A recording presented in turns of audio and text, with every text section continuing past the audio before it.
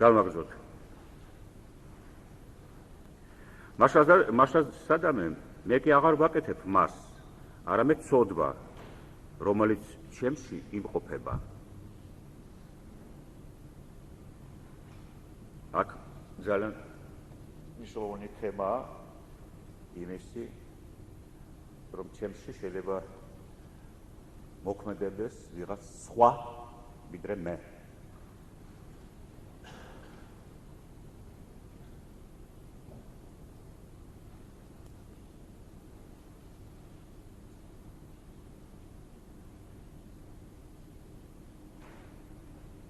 აქ არის ცნება, ფარული ცება, საკუთარი აქტისა ან უცხო აქტისა შეჯში. არის ცნება იმისი, რასაც შენ ფიქრობ ან აკეთებ პირადად, ან რაღაცის მარიონეტი ხარ, თოჯინა შენ საკუთარ თავში. ეს როგორც გესმით, ახლა ეს უბრალოდ ქადაგი არ არის, ეს სიტყვები მორალისტური, არამედ სულ შეიცავს სულ რაღაცა სხვა სიღრმეებს. თქვენ რა თქმა უნდა გესმით, მე გითხარით, რომ ჩვენ ტუნელიდან გამოვდივართ, ვართ პოსტ-ტოტალიტარულ სიტუაციაში და გვაქვს საშუალება დავინახოთ ჩვენი საკუთარი თავი. ეს ნიშნავს იმას, რომ აქამ ხო ჩვენი საკუთარი თავი არ მოქმედებდა ჩვენში.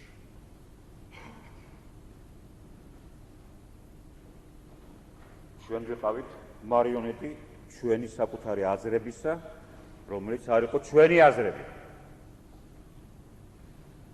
პავლე მოციქულის ტერმინოლოგიაში ეს იქნება სოდვის ხმა ჩვენში. რომელიც ჩვენ გონია ჩვენი საკუთარი ხმა. მაგრამ ჩვენ არ ვიცით რას ვაკეთებთ, ვერ აღწნობთ რას ვაკეთებთ. როგორ გავარჩიოთ ჩვენი ხმა, საკუთარი ხმა სხვის ხმიდან. როგორ გავარჩიოთ? თუ დარწმუნებული ხართ, რომ თქვენ ცნობთ რა არის თქვენ თავში თქვენი საკუთარი ხმა და რა არის მაგალითად იდეოლოგიის ხმა, რომელიც სწორედ ჩამოკიდებულია იმაზე, რა გვაწყობს ჩვენ. რა აწყობს ჩვენ სხეულს, როცა სხეული და ეს არის სწორედ სხეული, რომელიც აარიდებს თავს რას? ზღურის სახეს, სიკვდილის სახეს. როცა არ გვინდა შევხედოთ იმას, რაც არის მიღმა, რაც არის ყოველთვის სხვა ვიდრე ჩვენ გონია და გვაწყობს, ჩვენ იმას ვეკიდებით ისევ, რაც გვაწყობს. ეს არის ისე იგი ხმა იმისი, რაც გვაწყობს, არის არა ჩემი ხმა, არამედ პავლე ამბობს სოდვის ხმა. მაგრამ ვიმეორებ, სწორედ ძნელია მისი გარჩევა, რადგან ჩვენ ვაზროვნებთ და ვაცნობიერებთ და მოქმედოთ იმის მიხედვით, რაც ჩვენთვის მყუდროა და რაც ჩვენ გვაწყობს და ჩვენს გადაგვარჩენს იმ ზღულ სიტუაციასგან, სადაც ჩვენ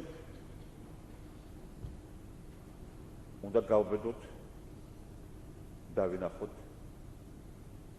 რეალობა და რეალობას ყოველთვის აქვს ხმა სიკვდილისა. ხოლო სინამდვილეში კი სიკვდილს უკვე ჩვენ ვატარებთ ჩვენ საკუთარ თავში. ჩვენი სულიერი არსების სიკვდილს.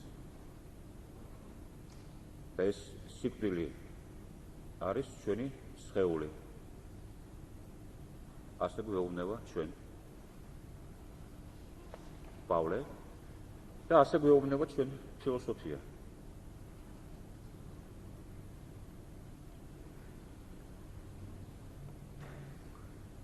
ვიმეორებ, მასასა და მე კი აღარ ვაკეთებ მას, არამედ ცოდვა, რომელიც ჩემში იმყოფება.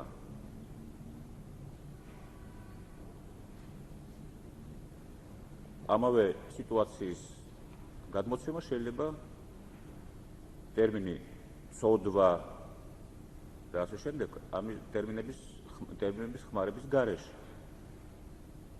მაგრამ ეს იგივე იქნება. აქ ეს ტერმინებია, იმიტომ რომ ეს არის კონტექსტი რელიგიური ქადაგის. მაგრამ იქ ქადაგება რაღაც ისეთი, რასაც შეიძლება მიეცეს ფილოსოფიური ენა. ისე იგი არა ქადაგის ენა. ვინაიდან ვიცი, რომ ჩემში, ესე იგი ჩემს სხეულში არ იმყოფება კეთილი, ასე რომ სურვილი არის ჩემში, მაგრამ კეთილის გაკეთება არა. ვინაიდან არ ვაკეთებ კეთილს, რომელიც მნებავს, არამედ ვაკეთებ ბოროტს, რომელიც არ მნებავს.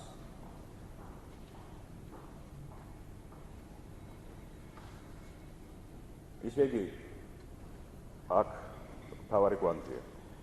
შეუძლია დავინახეთ, რომ მე შეიძლება ვიცოდე ის, რაც არ ვიცი სინამდვილეში. არ ვიცოდე ის, რაც ვიცი სინამდვილეში. და რაც მთავარია, მინდოდეს კარგი და ვაკეთებდე ცუდს. და აი აქ ფარული მნიშვნელობა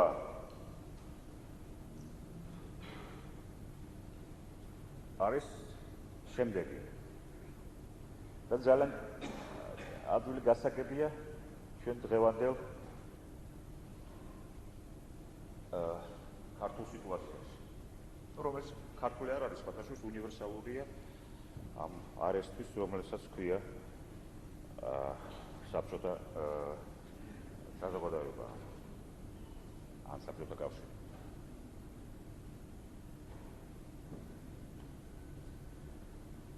ჩვენ ცხოვრობთ, ცოცხალნი ვართ აქამდე, იმიტომ რომ ჩვენ გვესმის ერთმანეთის და ჩვენ მოვირგეთ საბჭოთა ცხოვრების წესი.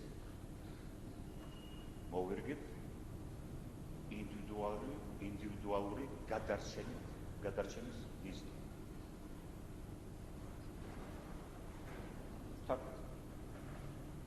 ჭკვიანები ვართ ქართველები, ან ჭკვიანი მგონია ჩვენი თავი.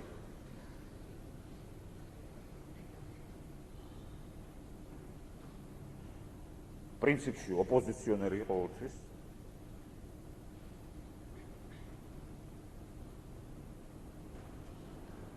და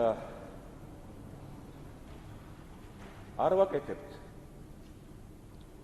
ხშირად იმას, რაც ღირსეულია ან სათანადო. აი როგორც მე თქვი, როცა მოვიყვანე კანტის ლექსი. რატომ? იმიტომ რომ გვესმის სხვისა. იმიტომ რომ თბილია გაგება სხვა ადამიანების. ჩვენს გვაკავშირებს ურთიერთ გაგება, რომ შენც ხო უნდა იცხოვრო. შენც ხო შვილები ყავს, დარჩენი ოჯახი. ხურდო. მაგრამ მე რომელიც ხედავს კანონს და რას მიკარნახებს ის, რა უნდა გავაკეთო, იმას არ ვაკეთებ, იმიტომ რომ რატომ? მესმის შენი.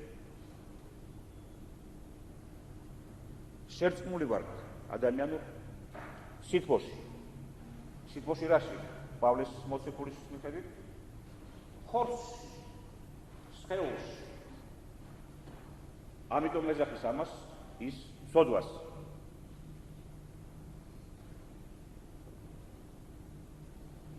რამდენჯერ ჩვენ მქონია ნათელი იმისი, რა არის სათანადო და არ გავიკეთებია, იმიტომ რომ მდგომარეობა მოეწყო ისე, რომ ამის გაკეთება შეუძლებელია შენ თუ გიყვარს ძმა, შენ თუ გიყვარს და, შენ თუ გიყვარს ახლობელი ადამიანი და ასე შემდეგ.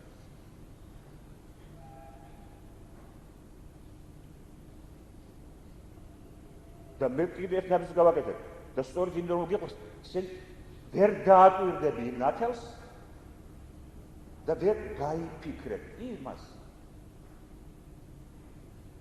რაც არის და მხოლოდ ეს არის საფიქრე.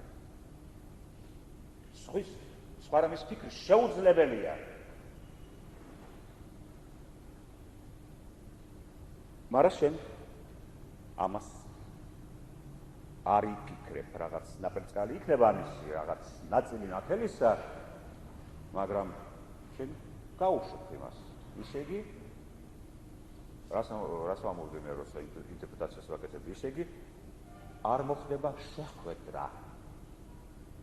არ გავა ნაკადის, ჭეშმარიტების ნაკადის, ან სიცოცხლის ნაკადი არ გავა ამ ციკლებში. სასა შენ ხარ და აი ნათელი შენ წინაშე. რაღაცა ნაპერწკალი, მაგრამ უკვე გაქრა ის ნაპერწკალი, იმიტომ რომ შენ ეს ნაპერწკალი საწინააღმდეგოა შენი ვისა. სხეულისა, ანუ შენი ურთიერთობისა, სიყვარულისა, გაგებისა, დათმობისა და ასე შემდეგ. შენ სწორედ გააკეთებ იმას, რაც გძულს, ისე იგი, რაც იცი. გინდა გააკეთე ამას ფეცნობიერად, ნახევარცნობიერად, როგორც გინდა. ამ თანამედროვე ტერმინებს ამ შემთხვევაში არავითარი მნიშვნელობა არ აქვს, ეს უბრალოდ კოკეტობა, ეს არაცნობიერი, ფეცნობიერი და ასე შემდეგ. ახლაპე ლაპარაკია სწორედ ცნობიერების სტრუქტურებზე და არა სხვა რამეზე. ცნობიერება არასოდეს ფეცნობიერი და ნახევარცნობიერი და ასე შემდეგ. აი ხედავთ ჩვენი ფუნდამენტალური სიტუაცია მაინც ეს არის.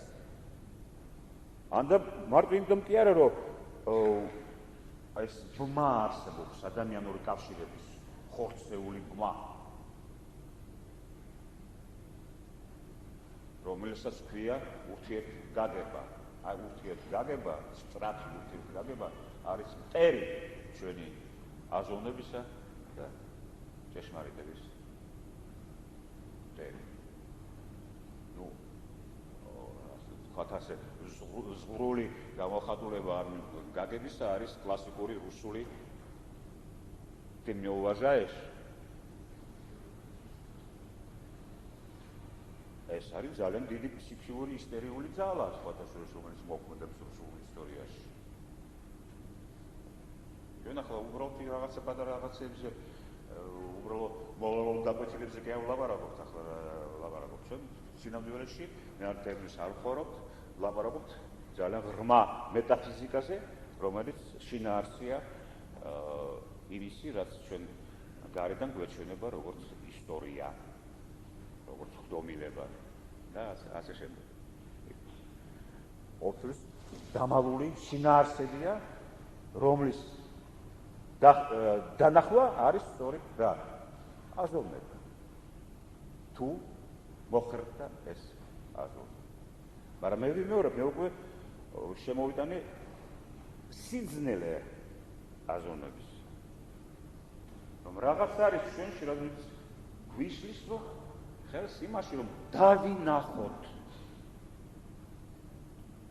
და რატო არ ვხედავთ? არ გვინდა რომ დავინახოთ. მე პარადოქსულად ვიტყვი. ვერ ვხედავთ, ან არ გვინდა რომ დავინახოთ, იმიტომ რომ უკვე დავინახეთ. სხვანაირად. მე უკვე გავიგე და ამიტომ ვერ გავიგებ ვერადროს, რაც გასაგები იყო.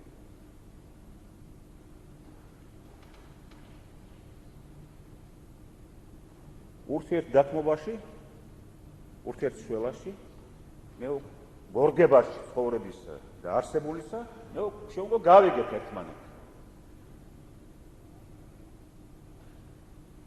რასიზმ ასია, ოჯახი აქვს სარჩენი. და ეს უკანონოების ტრიალი და გამოყენება იმისთვის, რომ მე გადავრჩენ, ისე იგი უკანონოს წინააღმდეგ შენ ერთი ბრძოლის ხერხი გაქვს ამ შემთხვევაში მხოლოდ ერთი. შენც იყო უკანონო. აი ჩვენ მაგალითად ეკონომიკა მთელი ჩვენი აგებულია იმაზე, ჩვენ რომ ვიბრუნებთ, კი არ ვქნით რამეს ჩვენ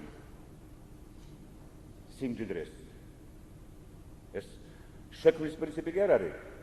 ამ პრინციპის მიხედვით კი არ მოვქმედებ, ჩვენ მოვქმედებთ იმის პრინციპით, რომ დავიბრუნოთ რამე ხერხით, დავიბრუნოთ ის, რაც უკანონოდ წაგვერთვა. და მე ყველა ერთად ვიღუპებით. ის იღუპება ვინც საკვართვა და ჩვენც ვიღუპებით, რომელიც მოვირგეთ ეს და ვიბრუნებთ იმას, რაც უკანონოდ წაგვერთვა და ეს არის მთელი ჩვენი ეკონომიკური მოქმედება. აი, დაინახეთ ჩვენი სოფელი. და რატო მაგალითად დღეს ღლერთს არ უნდა დაიშალოს კოლმეურნეობა? გასაგებია რატო?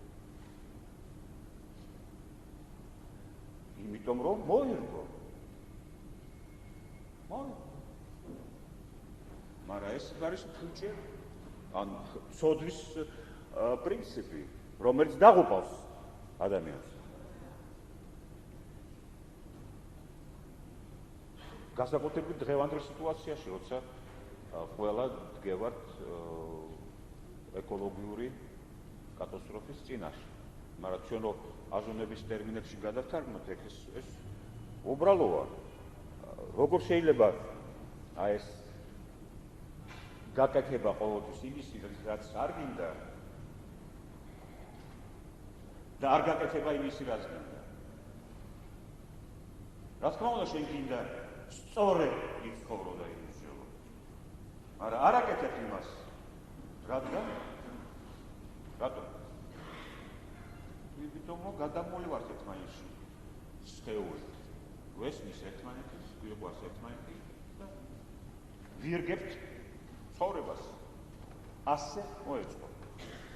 ხო და ეს ყოველთვის ასეთი პრინციპის განხორციელება გულისხმობს ერთ წამყვანს. რომ უსასრულო უნდა იყოს სივრცე სასატრიალოს ყველაფერი. ანუ რო გადათვალოთ ეკონომიკურ ტერმინებში, უნდა იყოს უსასრულო რესურსი. სანამ გონია და ასე ხანდახან მართლდება გარკვეულ პერიოდში მართლდება რომ უსაზღვრო რიცხვი ადამიანების, რომელიც ჩვენ შევიდა დავდოთ, მაგალითად სამოქალაქო ომი ბოლშევიკებმა მოიგეს მხოლოდ იმიტომ, რომ ეს იყო პირველი და მაგათ მოიგონეს ეს ხერხები ასეთი ომისა, პირველი ისტორიაში ტოტალური ომი. არა ტრადიციული ომი, როგორც ჩვენ დაგვინახია ცივილიზაციის ისტორიებში, არამედ ტოტალური ომი. ისე იგი ომი სამხედრო ოპერაცია, რომელიც მიზნობს ყველა წესში და მოსახლეობის წინააღმდეგ ამავე დროს. აქ ცივილიზებული წესები და ხერხები არ არსებობს. კონცენტრაციული ბანაკები, ზევლები მასიურად და ასე შემდეგ, ეს იყო მეთოდი. და რაც მთავარია, არანაირ ენანებოდათ იმ ჯარისკაცები, იმიტომ რომ უსასრულო ეგონათ ეს რესურსი, ადამიანური რესურსი. მეორე მსოფლიო ომი საბჭოთა კავშირმა წააგო, პრაქტიკულად წააგო, მაგრამ მოჩვენებით მოიგო, იმით რომ ხორცით გაიკაფა, ადამიანების ხორცით გაიკაფა გზა. და ალესა გერმანელების ამბრაზურები სხეულები. ეს იყო მკვდარი სხეულისა რიცხვით მოგება ფიზიკური აქციის. უბრალოდ 10 კაცი რო დაესწრება ერთს და 10-ვე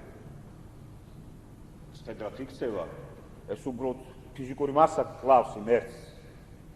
დაინახეთ შეფარდება, რამდენი შეფარებულია გერმანული და რამდენი საბჭოთა. 1:10.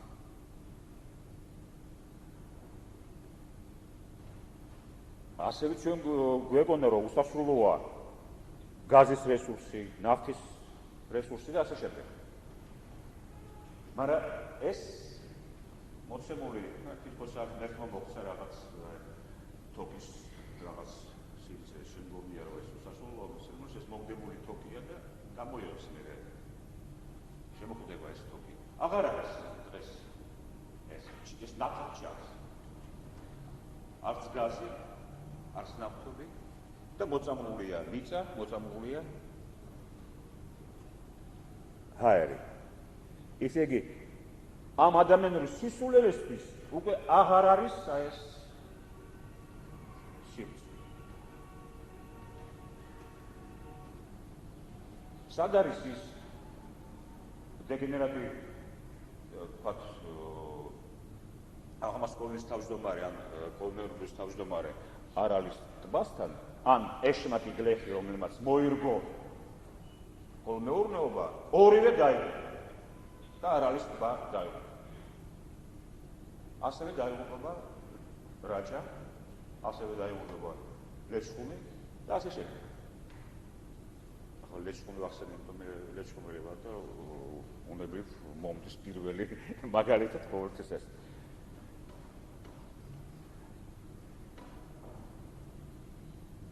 რაზე ვლაპარაკობთ ჩვენ? ვიცი დავიწყოთ. სიცოცხლისგან მოცულებულ ტექსტი, რომელიც არის სახარი, რომელიც არის ქადარი, მორალისტური. სინამდვილეში ეს სულ რაღაცაა, ეს სულ სხვა სიმბოლოებია ჩვენი სულის სტრუქტურისა და ჩვენი სულის სტრუქტურა არის ამ დროს ისტორიის სტრუქტურა და მეორე ჩვენ ისტორიაში ცხოვრობთ და ჩვენი ბედი იქ იბმება ისტორიაში და არა ბუნებაში, ისე იგი არა იმაში, რაც ჩვენ ვაშენებთ ჩვენი სხეულის კანონების მიხედვით, ისე იგი ცოდვის მიხედვით მოციქულის ტერმინოლოგიაში. ისე იგი იმ სიხის მიხედვით, რომელიც არის ჩვენი ტანი, მაგრამ პირდაპირი გაგებით კი არა, გადატანითი გაგებით, მეტაფორული გაგებით. ტანი შეიძლება გამოთქვათ ასე, ის რაც ჩვენ ვაწყობს, რაც მოვირგეთ, რაც გავიგეთ აი ამ თბილისების აი თითქოს დედის მუცელში ვართ. გარშემორტმული რაღაც თბილი ყუდრო ეთერით. ამ ელემენტში გვიდა გავაგრძელოთ ცხოვრება, მაგრამ სინამდვილეში ჩვენ ცხოვრების ელემენტები არის ისტორიული, სხვა არის ჩვენ მიღმა არის და იქ იბნევა ის რაც დაგვემართება. რაც დაემართება მაგალითად გლეხს, რომელმაც მოირგო კოლმეურნეობა და რაც დაემართება თვითონ კოლმეურნეობა. როცა მოწვენებითი უსაშულობა შესაძლებლობისა გაქრება. მოწვენებითი იყო, ისედაც მოწვენებითი იყო, მაგრამ ხანდახან უფრო ფიზიკურად თვალ ნაცვლით შეგვიძლია დავინახოთ. მაგრამ ნუ თუ მაშინ პირჯვარს ვიწერთ მხოლოდ მაშინ, როცა ეს მოხდება. ყველაფერი გვეუბნება, რომ ჩვენ მანამდე უნდა დავიწეროთ პირჯვარი. ანუ რა? ვიაზროთ. ეს იგივეა.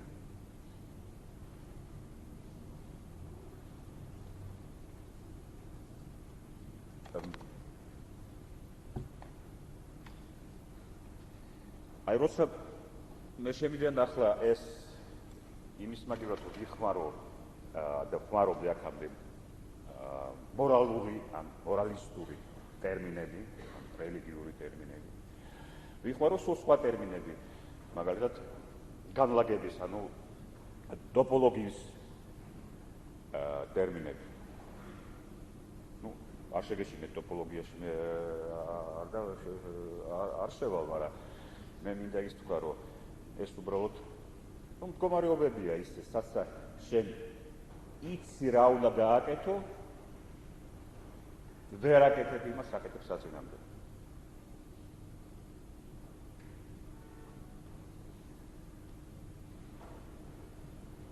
სადაც არის ტრიალი რაღაც ბმების ისეთი, რომელსაც შენ მიიღებ ხარ, ისეთ წერტილში, სადაც არ ხდება, ან ხდება ის, რასაც მე დავარქვი შეხვედრა. ხო გახსოვთ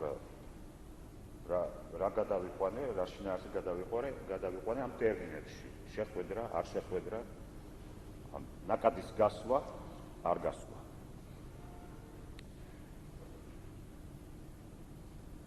ხშირად ამას ბედისწერას ვერ ძახით, მაგრამ აქვს ალბათ რაღაც კანონები, რატომ მე აღმოჩნდები ისეთ წერტილში, რომელსაც მე შემიძლია დავინახო, ან შევასრულო, ან ისეთ წერტილში, რომ მე ვერ ხედავ და ან ხედავ და ვერ ვასრულებ.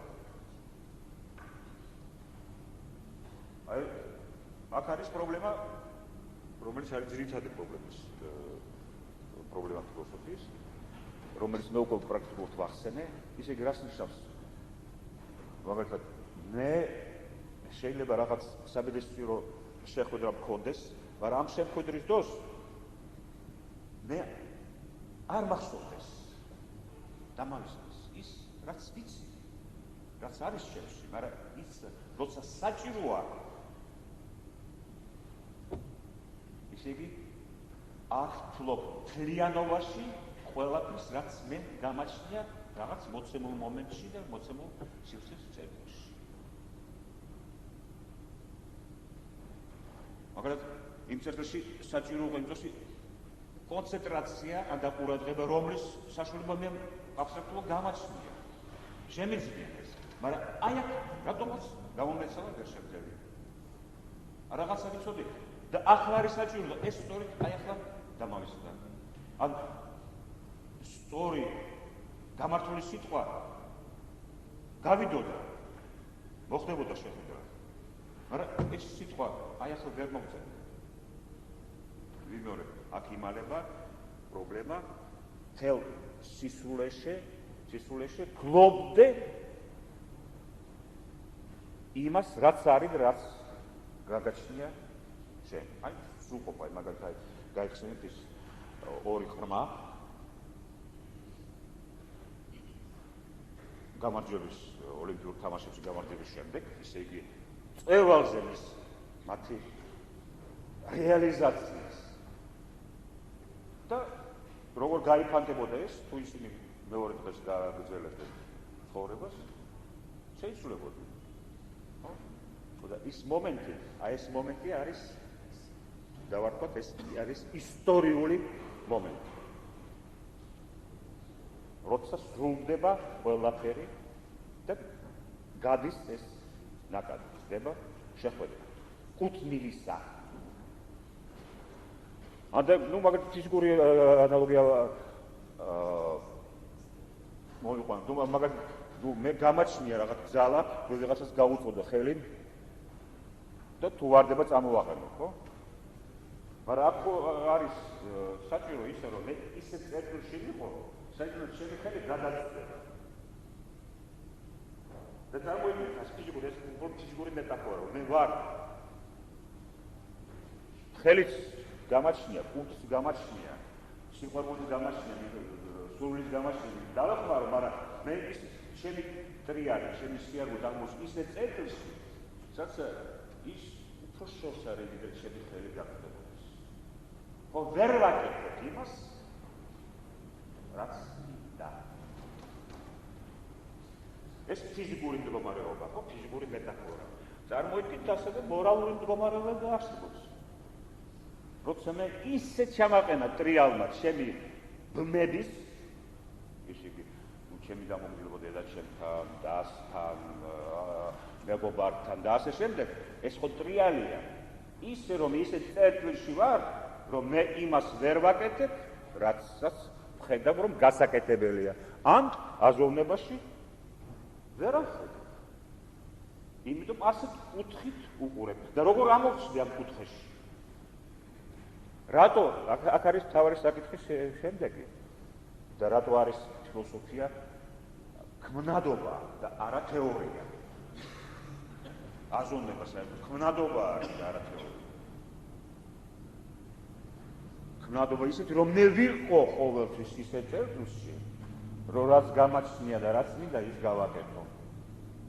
ეს ისე იგი რაღაცა კანონებია იმისი, რომ ასე ხდება. ან კანონებია იმისიც, რომ მე არადროს არ გამოვხსნი ისეთ პუნქტში, სადაც შესულდეს და გავიდეს და შეხვედრა მოხდეს. ან აღმოჩნდი აზროვნებაში იგივეა, ვერ დავინახო. აქ ფიზიკური მეტაფორა გაუწოდო ხელი. აზროვნება ასეთია. გავწვდე ან ვერ გავწვდე. ამაზე ელაპარაკი და ამიტომ არსებობს სულიერი ცხოვრების ტექნიკა, ანუ ხელოვნება.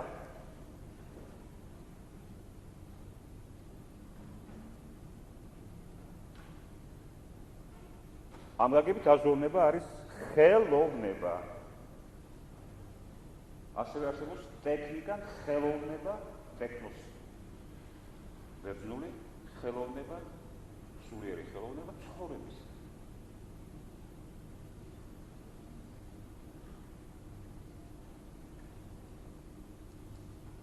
მე უბრალოდ ვიტყვი ასე.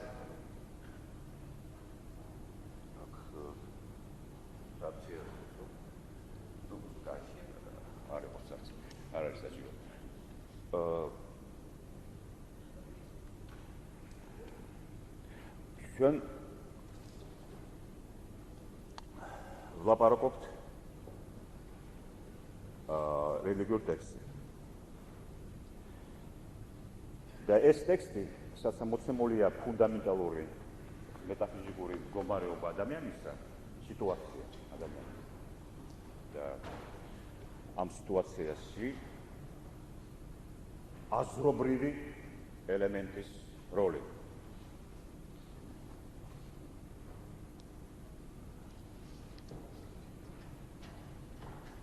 ეს ტექსტი მთავრდება რითი თუ გახსოვთ?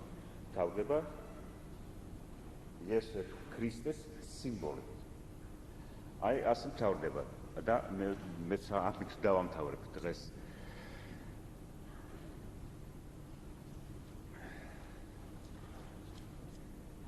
მეორე ლექსი, 22. ვინაიდან შინაგანი ადამიანის მიხედვით მე სიამოვნება ღმერთის სჯული.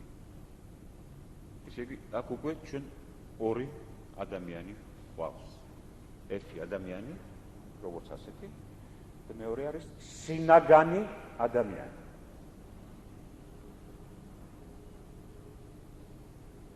აი ეს ადამიანი, რომელიც ან რეალიზდება, ან არა,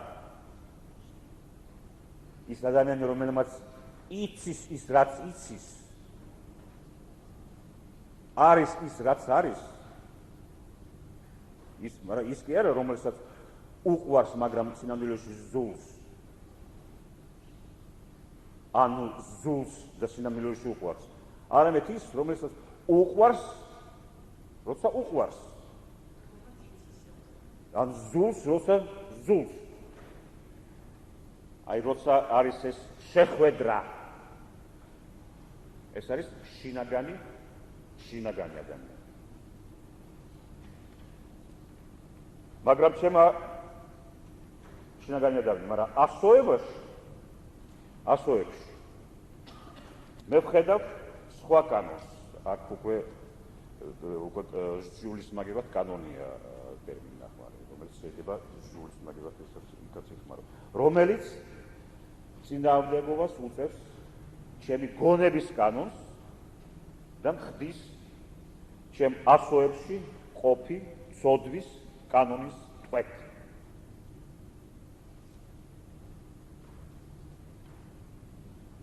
ისე მხოლოდ ყოველთვის სხეული, ასოები თქვენ უნდა გაიგოთ არა პირდაპირი გაგებით. სხეული ასეთ ტექსტში არადროს არ ნიშნავს აი სხეულს როგორც ასეთ. სხეული არის აი ეს მაგალითად აი ეს სტრუქტურა, ну მე დავაკ ტოპოლოგიური სტრუქტურა იმ სივრცესა, ადგილებისა, სადაც ან ხდება რაღაცა, ან არ ხდება. აი მე მეტაფორა მქონდა გაუწოდე ხელი ესეც აი სტრუქტურა არის სხეული.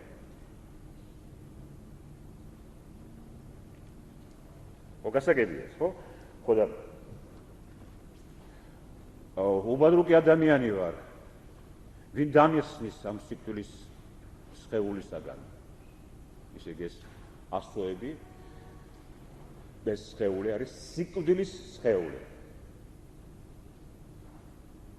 ну როგორც მორგება კოლმეურნეობისა არის სიკვდილის სხეული.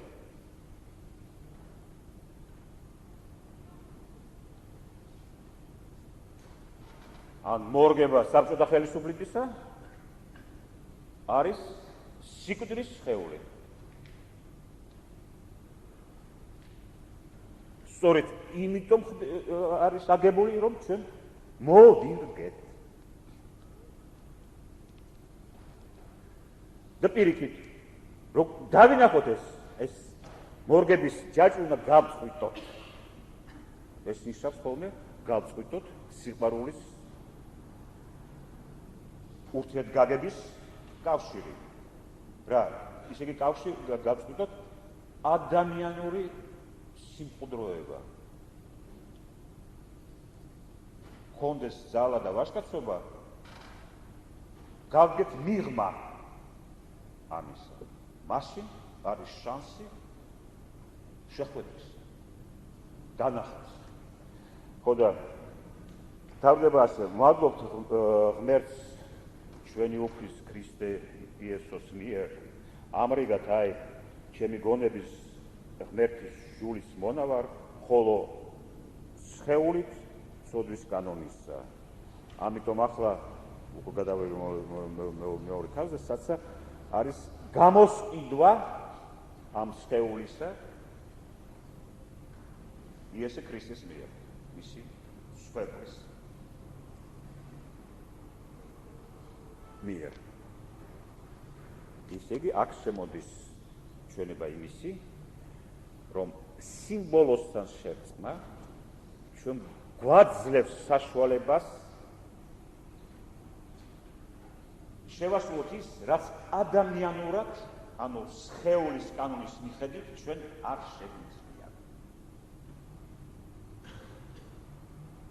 აი რა იგულისხმება, როცა ხსნაზე ლაპარაკობ. ამიტომ მე წარს მჭირდებოდა რომ მეთქვა რომ მე ლაპარაკობდი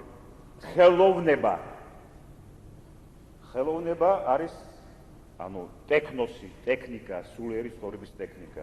ეს არის სიმბოლიური აპარატი. ამ აპარატის ელემენტი შეიძლება იყოს იესო ქრისტეს სიმბოლო, სხვა სიმბოლოებიც არსებობენ, რომელიც შერწყმა რომელთანაც ჩემს მიერ შესრულებული, თქვენს მიერ შესრულებული, ქმნის ისეთ დაძაბულ ველს, რომელსაც შეიძლება მოხდეს ის, რაც ადამიანურად ვერ მოხდებოდა. ამიტომ ახლა რომ დავხატო რამე, აი ჩვენ ვფიქრობთ რომ მე ხელოვნება ვახსენებ, ვფიქრობთ რომ ხელოვანი ხატვარი ხატავს იმას, რასაც ხედავს.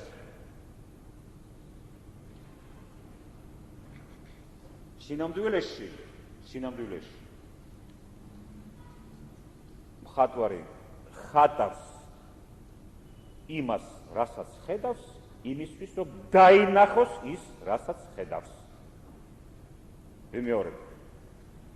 მხატვარი კი არ ხატავს იმას, რაც დაინახა, ის ხატავს იმისთვის, რომ დაინახოს ის, რასაც ხედავს. და ეს არის რამდენად უფრო ხელოვანია ხელოვნება. იმდენად უფრო რა განახულია ის, რასაც ხედავს, რასაც უყურებს.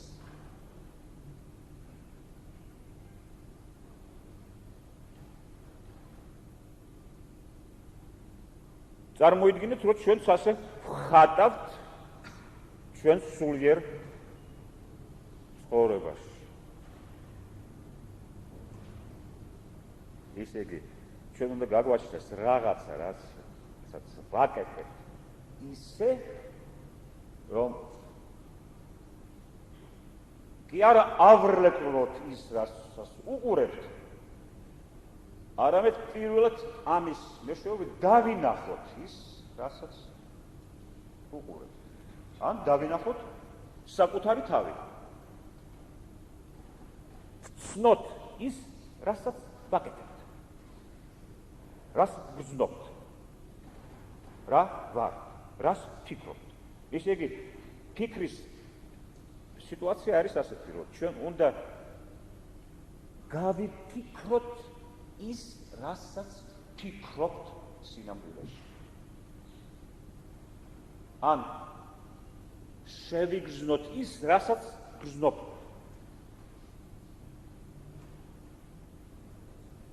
განვიცადოთ ის, რასაც განვიცდით. იმიტომ რომ ჯერ ერთ დონეზე ჩვენ განვიცდით, არა სრულყოფილად, შეცვლებით ამ შრეების რაღაც იერარქიით, შენდება ეს იერარქია. აი მე ვახსენე, მაგრამ მიყვარს სინამდვილეში მიყვარს მუსიკა, მაგრამ მე მგონია რომ მიყვარს ქალი, რომელიც ასოციაციურად დაკავშირებულია ჩემ მუსიკისადმი მიმართებასთან. მე ბოლომდე რომ განვიცადო ის, რასაც განვიცადო ის მის სისრულეში და მის სინამდვილეში, მე მჭირდება განცდის გარდა თვითონ ფიზიკური ენერგიის ან გრძნობადი ენერგიის ამ განცდისა მე მჭირდება რაღაც რა აპარატი ან ტექნიკა ან ტექნოსი ისე იგი ან ხელოვნება ან სიმბოლოებთან ჩემი თავის შერწყმა.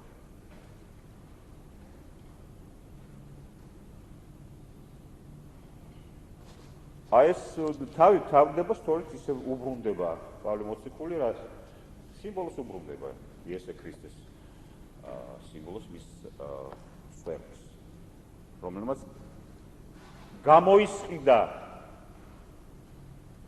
ეს ჩვენი სიკვდილის სხეული და ამიტომ ჩვენ ვართ თავისუფალი,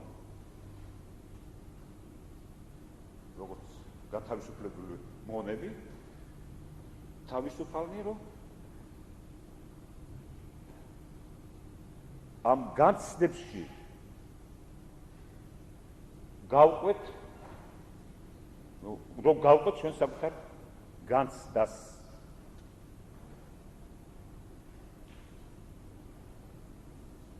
და არ გავშეშდეთ,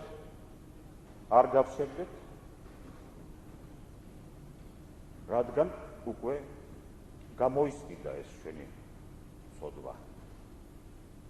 რა ეს სიმბოლურად და მაშინ ჩვენ ამ ყურადღების და კონცენტრაციის საშუალების ველში, რომელიც ამ სიმბოლოსთან დაკავშირებით არის შექმნილი, იქ არის ალბათობა იმისი, რომ მოხდება ნამდვილი ხედვა, რომ განცდა შეებნევა საკუთარ თავს, განცდას და მოხდება მისი შესრულება სამყაროში. და სამყაროში მაშინ არის ეგ ხდომილება, რომელიც ისტორიის ნაწილია. ამიტომ მე ვიმეორებ ჩემ იმას, რითიც დავიწყე დასაწყისში ჩვენი საუბარი. რომ აი ეს ნიშნავს, რომ ჩვენ ისტორიაში ცხოვრობთ და არა ბუნებაში. ასევე ისტორიაში და არა ეთნოსში. ჩვენთვის ეს ნიშნავს, თუ ჩვენ ქართველები ქრისტიანი ერი ვართ. თუ ვართ ერი, ჩვენ ვართ ერი, როგორც ჯამი, პიროვნებების, რომლებმაც თავიანთ ეთნიურ სხეულში, ქართულ ეთნიურ სხეულში შეასრულეს აი ეს სულიერი აქტები და მაშინ დაიბადნენ როგორც ერი და არა ეთნოსი.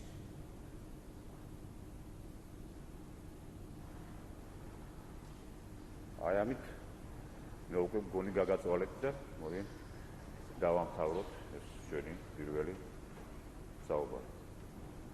მადლობა.